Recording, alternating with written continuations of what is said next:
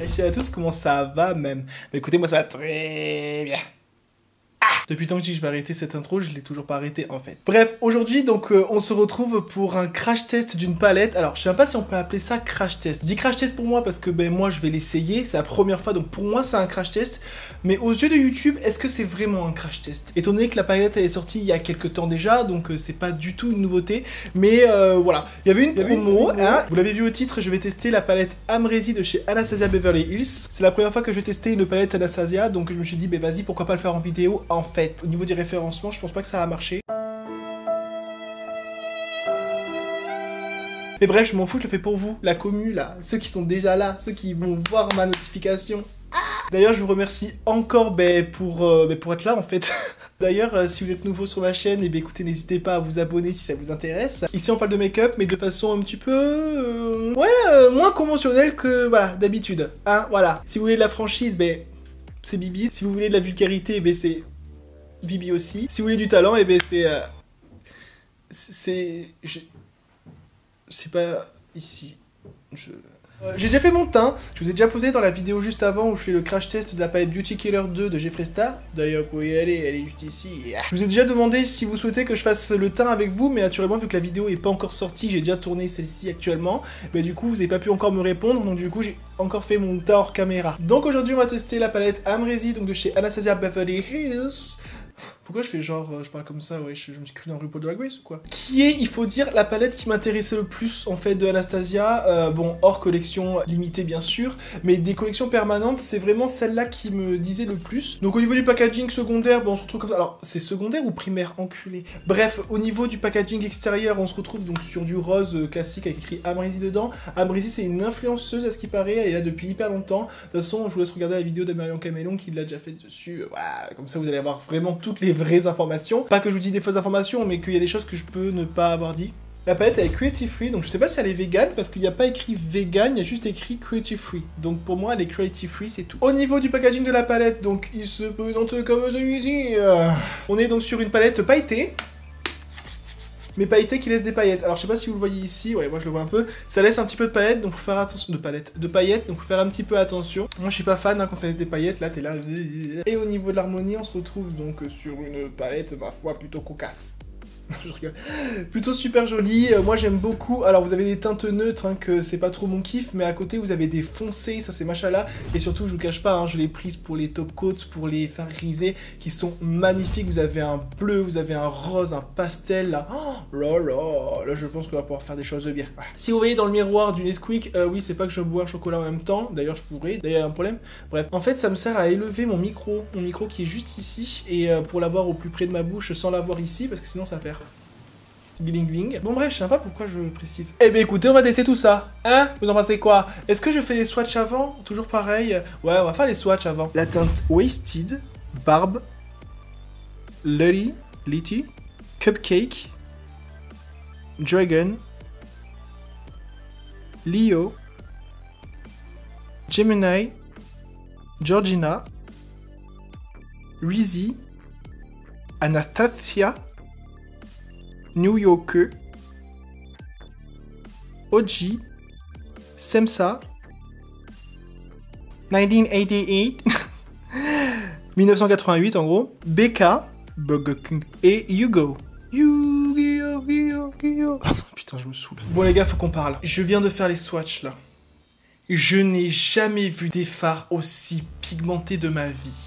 Bon après c'est pas comme si j'avais du make-up depuis que je suis né, mais sérieux, j'ai jamais vu de la pigmentation aussi intense que sur cette palette Anastasia Beverly Hills. Après c'est des pigments pressés, donc naturellement c'est du pur pigment de couleur. C'est pas fait pour les débutants, je préfère vous prévenir, si vous êtes débutant, ne commencez pas avec ces palettes parce que les dégradés ça va être compliqué, voilà. Je vous conseille plutôt des palettes Beauty Bay, etc. où c'est un peu moins, bon c'est quand même pigmenté, hein, mais c'est quand même plus accessible que vraiment des pigments pressés, quoi. Les fards sont incroyables. Eh bien écoutez, on va commencer sans plus tarder, hein. Je réunifie ma paupière un tant soit peu. Donc j'ai commencé bien sûr par appliquer ma base P. Louise. Je sais pas si c'est utile de le dire à chaque vidéo, mais la base P. Louise, elle va servir à intensifier les fards. C'est un fard gras, donc ça va coller les pigments finalement à la peau pour les intensifier quoi. Voilà, je me suis rapproché un tant soit peu, j'espère que ça vous va. Je vais commencer par poudrer mon arcade sourcilière avec la teinte Wasted, qui est le beige donc. Oh, j'ai trop peur ma race. Franchement, là je vais mettre un poil de pigment sur mes pinceaux à chaque fois parce que j'aurais trop peur d'avoir trop de trucs, là, trop de pigment. Alors... Ok... Bon, il est un peu plus foncé que ma teinte d'arcade sourcilière, mais bon, c'est pas grave. Et j'ai l'impression que le fini, il est un tout petit peu irisé. Ouais, le fini, il est un peu irisé. Ça fait un petit peu briller, bon, c'est pas grave. C'est pas vraiment un top coat, donc ça va encore. Pour une fois, j'ai envie de faire une forme plutôt classique. Alors PTDR, on va voir ce que ça va ressembler à la fin du make-up, parce que c'est quand même moi, donc je vais quand même mettre des couleurs cocasses. Mais j'ai envie de faire une forme classique, franchement, pas partir forcément en haut. Je vais faire une forme... En fait, une forme simple, voilà. Donc je vais commencer par ma teinte médium et je vais utiliser un 231 de chez Zoeva et je vais prendre la teinte Semsa, qui est le joli bordeaux Machala. Donc hop, je vais creuser ma paupière, je pose mon pinceau pour avoir vraiment le pigment. Et vous voyez, je vais pas hyper haut parce que je me connais. Je vais un petit peu, hop, vers l'extérieur. Je dégrade un petit peu sur les côtés avec le même pinceau, histoire de faciliter la teinte d'après qui sera ma teinte de transition. Je pense que je vais prendre la teinte juste à côté, la OG, mais moi je déteste travailler les fards marrons, alors pas parce que j'y arrive pas, mais parce que j'aime pas cette couleur. Mais je me dis, en toute petite touche hyper fine de transition pour que ça transitionne bien, il y a moyen que ce soit joli. De toute façon, le bordeaux et le marron, c'est joli ensemble. Je pense. Donc je prends un pinceau à estompeur BB205 de chez Beauty Bay. Je mets juste un tout petit peu. Là, ça se trouve, c'est déjà trop. Donc j'ai petite astuce. On s'en met un petit peu, hop, sur le dos de la main. Comme ça, au moins, on contrôle ses pigments. Et je dégrade légèrement, donc en effleurant. Et du coup, je vais un petit peu vers l'extérieur. Hop, pour avoir ma forme. Et là, vous voyez, ça fait une belle transition entre le rouge et le marron. Mais moi, j'aime pas ces deux couleurs à côté, là. Putain, de toute façon, je vais faire des changements, tant pis. Là, j'utilise vraiment juste pour la transition, on verra après. Hein. Je reprends vite fait mon pinceau du rouge pour dégrader bien. Déjà, mais bon, je trouve que ça servait à rien, parce que franchement, je trouvais que c'était déjà assez bien dégradé. Mais du coup, si je peux rebouffer un petit peu de la couleur marron, pour qu'on voit plus de rouge que de marron. Pour parfaire encore plus mon dégradé, je vais réutiliser donc mon pinceau avec le beige dessus, que j'ai utilisé tout en premier, et je vais dégrader en haut, comme ça on aura vraiment cet effet de fumée.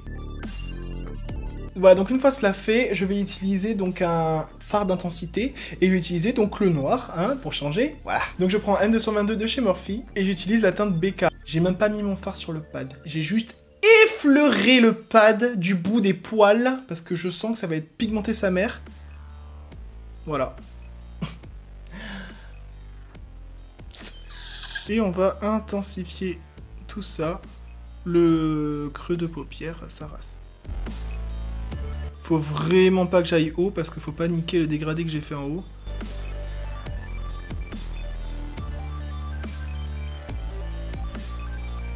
Et là, je me resserre de mon rouge donc pour dégrader le noir avec.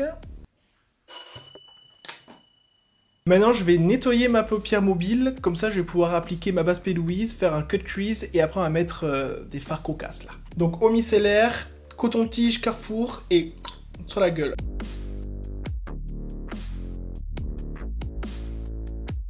Voilà, donc une fois que ma paupière est cleanée, je vais pouvoir faire mon cut crease. Donc toujours pareil, P. Louise. Et je prends aussi un pinceau de chez P. Louise, qui d'ailleurs commence à être mort, alors que putain, je l'ai payé 20 balles, enculé. Je l'ai utilisé que 5-10 fois, là, ça me saoule, ça aussi. D'ailleurs, si vous avez des astuces pour laver au pinceau, moi je les lave normal à la... au gel douche, mais gel douche pH neutre, pour les poils. En fait, je sais pas comment les laver, parce que du coup, t'es obligé forcément de frotter, et naturellement, ben, les poils, après, ils commencent à faire... tu sais ce que je veux dire? Genre, ils restent pas droits, les poils, donc je me dis, comment tu fais pour garder des pinceaux intacts, en fait? Si vous avez une astuce, n'hésitez pas à me le dire en commentaire.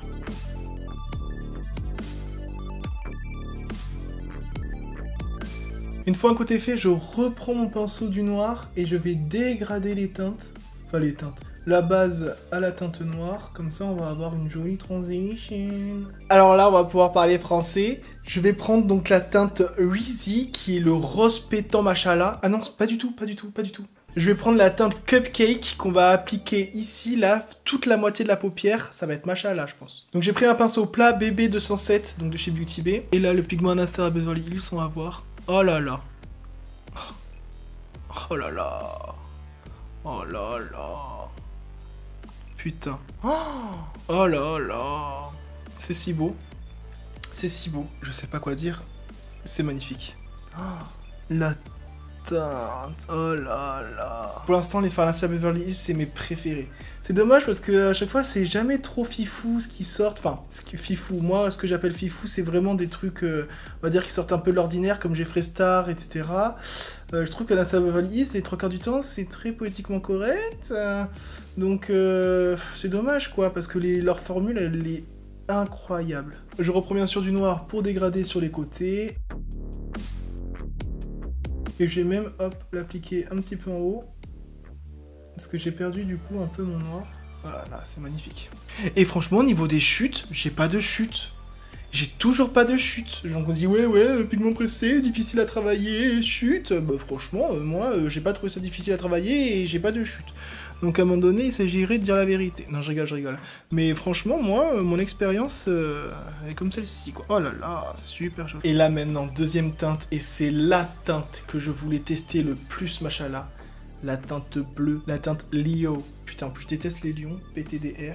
Du coup, on va rendre hommage à Anastasia. Je vais utiliser un de son pinceau, pardon, qui était avec la palette. Du coup, je vais prendre le côté plat. Oh là là, déjà le fard. Bon, allez. Pause-nous 2 minutes. Oh là là. Oh ouais. Oh ouais. Oh ouais. Non. Oh là là. On rajoute quoi? Qu'est-ce qu'on a rajouté là, avec cette teinte-là? Qu'est-ce qu'on a rajouté?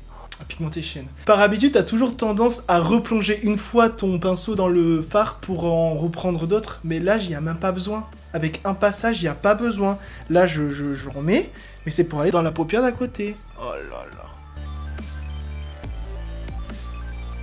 C'est le fard le plus pigmenté que j'ai vu de ma vie pour l'instant. Je le dégrade un petit peu avec la teinte d'à côté. Maintenant, je reprends du noir pour estomper sur les côtés. Hop, et je vais en mettre aussi ici. Voilà. Je veux bien qu'on voit le noir en transition, là. C'est incroyable ce qui est en train de se produire, mesdames et messieurs. Déblaye-toi, là. C'est quoi cette poussière de race de morte, là? C'est incroyable ce qui s'est passé sur mes yeux. C'est incroyable. T'es mal. Oh là là, maintenant, faut que je remette. Ok, donc maintenant, on va s'occuper du ras de cils inférieur. Je prends un pinceau plus petit pour le ras de cils. Comme ça, c'est plus simple. Un pinceau comme ça, plat. Et je prends du noir. Et on va commencer par intensifier. Enfin, intensifier par mettre du noir, quoi. Je rapporte un petit peu en bas pour que la forme continue. Vous voyez là, cette forme-là qui est en train de se dessiner, machallah. J'y vais doucement parce que c'est du noir. Maintenant, je prends un pinceau plus fluffy et je vais dégrader en bas. Enfin, estomper plutôt. Je vais peut-être pas dire dégrader, mais estomper parce qu'on n'utilise pas de teinte. Voilà, une fois que c'est fait, je prends un 225 de chez Zoeva et là, je vais utiliser ma teinte donc de transition. Et là, j'ai utilisé la teinte Georgina. Oula, j'en mets pas beaucoup. Et voilà, j'ai estompé avec cette teinte-là. Oh waouh. En fait, je veux que Norvina, PTDR. Que Georgina, pardon, se fonde avec le rouge ici, pour que ce soit cohérent. Et j'en rajoute au fur et à mesure. Et ensuite, avec mon beige, donc du début, je vais estomper pour que ce soit plus joli et plus... avec que la forme soit mieux, quoi, en gros. Je reprends le noir pour re-intensifier. Putain, je trouve ça super joli. Je vais faire pareil de l'autre côté, bien sûr. Ok, donc c'est bon pour ça. Maintenant, on va finir avec le coin interne. Et le coin interne, ça va être la touche finale, en fait. Je vais utiliser le fard Reezy, qui est le rose pailleté par excellence. Et je pense que ça va rendre machalux. En vrai, j'aurais pu aussi utiliser la teinte barbe aussi. Ah, je sais pas si ça va pas faire trop si j'utilise le Reezy. Peut-être qu'il est trop intense, trop coloré, quoi. On préfère quoi pour le coin interne? Je serais tenté de faire ça. Ouais, mais ça, après, ça fait flash. Ouais, vas-y, je vais faire celle-là. On va dire ça fait un petit peu moins... Comment on appelle ça, là, les gens qui font genre et tout, ils en mettent pas trop, là. Ça fait moins... Pas soutenu, mais sophistiqué, peut-être. Ça fait un peu plus extravagant. J'utilise un pinceau plat, donc là, j'ai pas la ref parce que c'est un pinceau Amazon. Et j'utilise donc la teinte Reezy. Bon, par contre, il est poudre sa mère. Alors ça, je sais pas, c'est parce que j'en ai pris beaucoup, je sais pas. Mais là, on va... Ah là là. Et finalement, ça va, ça fait pas non plus trop déconnant. C'est magnifique. Je reprends du bleu quand même pour dégrader sur les côtés. Hop, je l'ai pas rajouté de manière. j'ai pas changé de manière. Par contre, je dois avouer que bien qu'il soit très pailleté, j'avoue que si tu le travailles, il perd de l'intensité de ouf. Hein. Donc il faut quand même finir le Léo en aplat. Bon, mais qu'est-ce que vous en pensez? On est plutôt pas mal hein, sur le travail des fards. Bah ouais, je suis plutôt satisfait. Oh là là, c'est joli. Bah écoutez, on va pouvoir passer au crayon. Alors, j'ai envie d'un crayon bleu. Est-ce que j'ai un crayon bleu? La réponse est oui. Ah. Du coup, je vais utiliser un Kiko, donc en teinte numéro 11. Et là, ça va y aller. Bah écoutez, c'est la première fois que j'utilise un crayon coloré Kiko, et franchement, ça marche de ouf. Mais est-ce que vous trouvez que ça rend bien, sachant qu'il n'y ait pas de bleu en bas? Vous savez, j'ai mis que la muqueuse et après c'est pas des fards bleus. Ouais, si je trouve ça, ouais, si, moi j'aime bien, je trouve ça rend plutôt pas mal. Ouais, vas-y, on reste comme ça. Par contre, il y a un truc qui me stresse ici, c'est cette jonction-là, ça me stresse parce que le rouge s'arrête là et il y en a pas en bas. Je pense que je vais remettre le rouge juste qu'à là. Ouais, voilà, je trouve que c'est mieux là. C'est plus cohérent. On est plus sur une cohérence exiguë. Du coup, maintenant, on va appliquer le liner. Et là, je vais utiliser quoi comme liner? Ouais, bah ouais, un liner noir. Hein. Je me vois pas avoir un liner d'une autre couleur. C'est dingue parce que je voulais utiliser des liners colorés. J'ai du rouge, du noir et du pailleté. Mais là, le noir, c'est ce qui va aller mieux, je pense. Donc, j'utilise le Epic Ink de chez NYX. Toujours pareil. En fait, je vais mettre de la forme pour faire mon liner, du coup.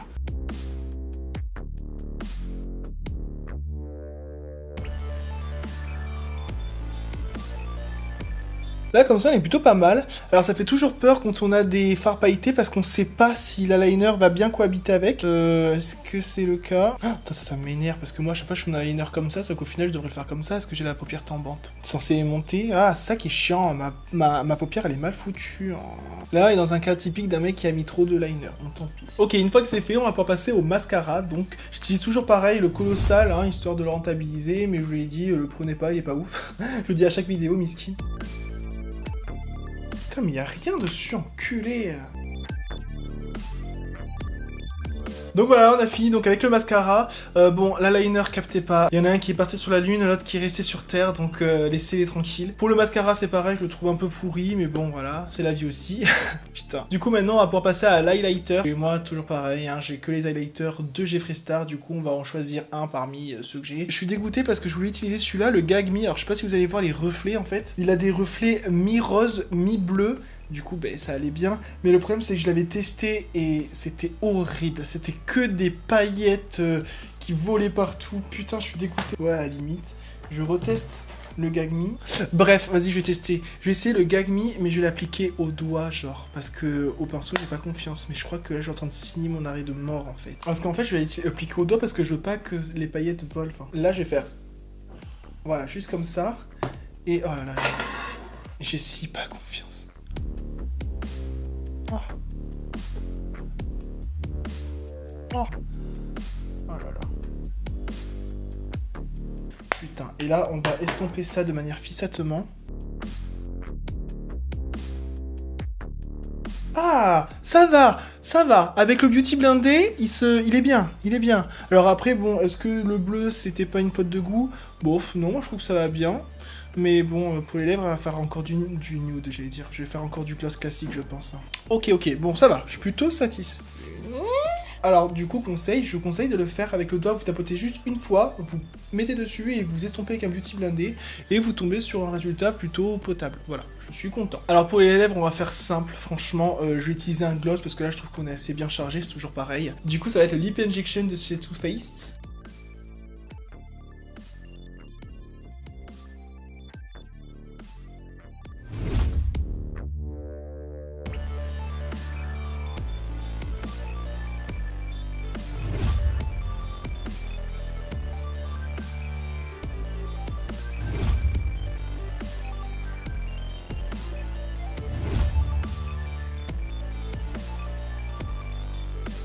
Donc c'est bon pour le make-up. Bah écoutez, conclusion de la palette. C'est une palette que j'adore. Franchement, les fards Beverly Hills là, Anastasia là, j'ai jamais vu aussi pigmenté. Alors moi aussi je débarque, hein. J'avais jamais testé de fard comme ça. Mais franchement, les pigments pressés, wesh, la vie en fait. Mention spéciale pour les brillants là, le top coat, le rose en coin interne et le bleu là. Oh là là. Même le Ecstasy là était super joli. Franchement, pour moi c'est... Franchement, je vais pas dire un 10 parce que 10, faut que vraiment tout l'univers colle, etc. Mais je vais dire facilement un 9 sur 10. Ouais, 9 sur 10 pour la palette. N'hésitez pas à me dire si vous avez aimé ce make-up. Voilà, je vous attends en commentaire. Dites-moi si vous avez des petites astuces, etc. Je vous écoute, je vous lis. Si par contre t'es nouveau sur ma chaîne, n'hésite pas à t'abonner si tu t'es pas encore abonné. Parce qu'il va y avoir du contenu qui va arriver, ça je te le dis. Je vous laisse mon Instagram juste ici.